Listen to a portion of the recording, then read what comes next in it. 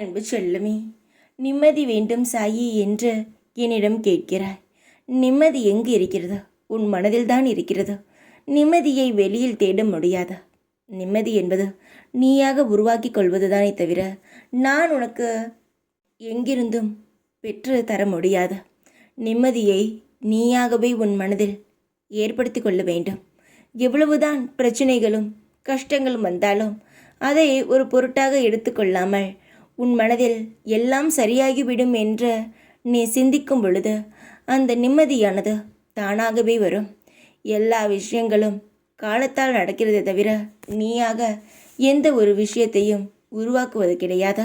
நீயாக எந்த ஒரு விஷயத்தையும் சரி செய்வது கிடையாது. எல்லாம் தானாகத்தான் நடக்கிறது.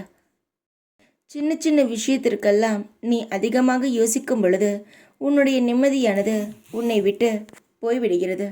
ஆனால் அதுவே நீ அமைதியாக யோசித்து முடிவெடுக்கும் பொழுது நிம்மதி தானாகவே வருகிறது. நீ என்னிடம் என்ன கேட்கிறாய்? நான் உன்னிடம் காசு பணம் கேட்டேனா?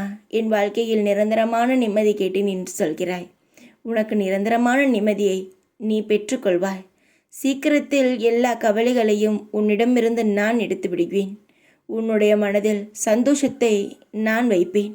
அப்பொழுது நீ அந்த நிம்மதியை மட்டும் பார்த்து சந்தோஷமாக இருப்பாய். நான் சொல்லும் பொழுது வெறும் வார்த்தைகளாக தெரியும்.